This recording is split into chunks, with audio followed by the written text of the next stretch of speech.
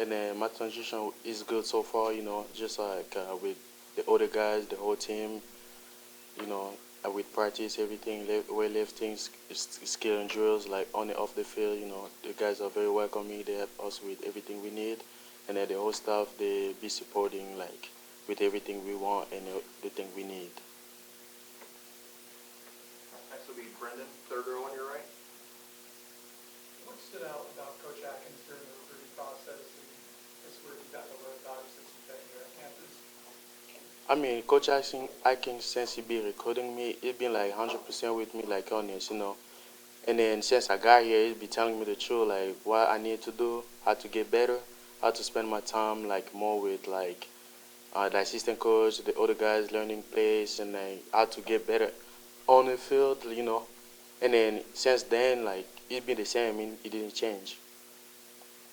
We'll come back to Ira.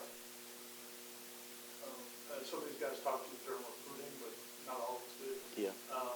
Can you talk a little bit about your football journey, like when you started playing football, when you came to the States, some of your background?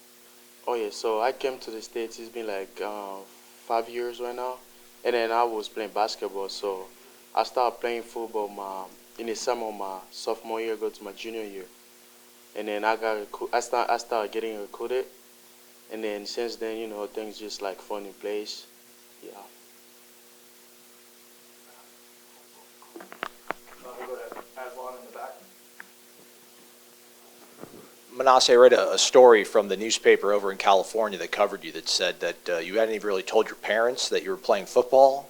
You came here to originally play basketball. Yeah. Have you told them now that you're playing football here? What was their reaction? I mean, I didn't want to let them know about like football because back home rugby is like one of the big sports everybody likes to do and then play.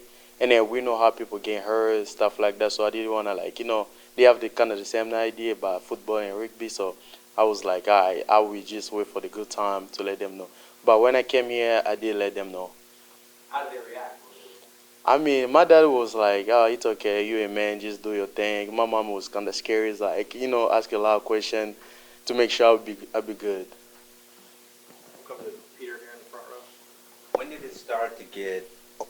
When did it start getting easier for you? Once you got adjusted to playing football, and when did Florida State start coming in the picture, or when did you start getting offers that that you play at that? I mean, I started getting offers without even have like a film on like huddle stuff like that. I just went to camps. But when I transferred to my last school, that was like a big challenge for me because I played 1 year and then transferred to a big school for another year. I went to Central Catholic last year, and then things was different when I got there. It's like every guy was like different, was fast, stronger. So I need to prove myself. And then I spent most of my time with my teammate, my strength conditioning coach, Coach Laurent, and then some guys who were there like playing good already.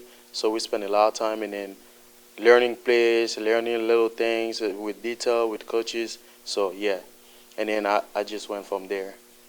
All right, we'll stay at front row for Kurt. You talked a little about the older guys in the offensive line room. I guess who did you kind of build relationships with when FSU was recruiting you in the room, and how they helped you in your couple months you've been on campus? I mean, on my recruitment when I came here for my overview, even for my unofficial visit, I did get a chance to meet a lot of guys. The only guys I had a chance to meet was like Lucas. But since I got here, like all the other guys, like the O-line room is amazing. We're very close, like especially with Darius, like Rob Scott, JB, KJ, like those the guys like helping us like in practice, after practice, text. Every time we have like some little workout, they're trying to help us to get like to be better every day. We'll go back to Brendan on the third row. When you first started playing football, what were your thoughts on the sport? Like, did you enjoy it right away? Can you kind of talk about that Honestly, journey? I enjoyed it because I didn't get to play the game yet. It was fun, like have the hype, playing, like having offers, be on social media every time. But when it came to like go and play, I didn't like it in the first place. It was, because I had to adjust with a lot of things. But with time, I was like, I fell in love with it. Aslan in the back. I think basketball is kind of like the plan A for you. How much of playing basketball do you think has helped you transform into a football player? I would probably say just like be fast on my feet. Like I don't know how I can explain it, but I'm kind of like a versatile guy, so I can do like whatever the coach asks me to do, I can do it. Even like when I started playing, I was like on the tackle. Last year I played guard, I played a little bit of center, I played a little bit of tight end, so kind of like be everywhere. Back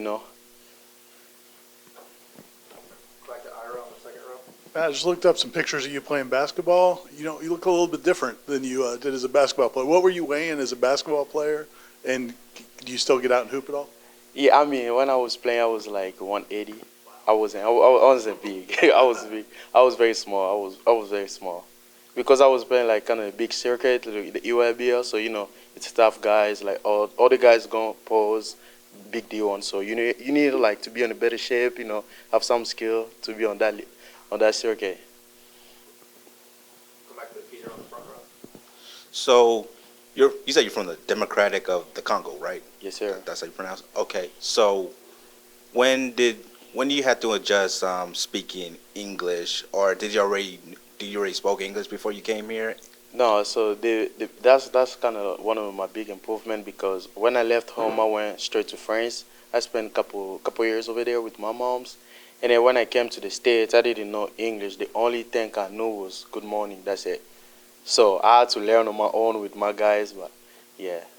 Obviously, there's English, and then there's football language. Oh, yeah. Did that got confusing as well?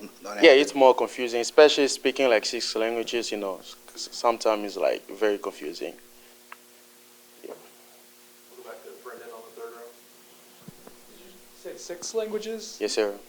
What languages do you speak? I speak French, Lingala, Swahili, Kikongo, Chiluba, and then Kimongo. Can you talk about the process of when you moved here, like how you went about learning English and kind of who helped you through that process? I mean, when I came here, it was like just having a loud conversation with people. My first time I was like using Google Translate, because I didn't know what they means, what they say. So, and then watching a lot of video like cartoon, that helped me a lot too. Yeah. What cartoons? I mean, I don't remember, but I was watching every cartoon I can find just to to get used to it with the language. Aslan?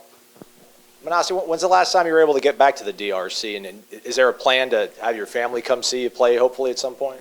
Yeah, like I mean, I have a plan, so my family can come down one day to come see me, probably next year. But the plan to go back, I don't know yet. It just depends.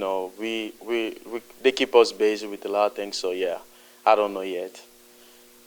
Go back to Ira on the second row. Coach Atkins a lot of times likes to move guys around on the offensive line. Have they talked to you about what the plan is for you? I mean, he really know what he's doing. He's like very professional, and then I will probably say I can play everywhere. So it's up to him to see like where I can fit the best to help the team to win. So yeah. Anything else? Okay. Thanks, Manasse. Thanks, Manasse. Thank you.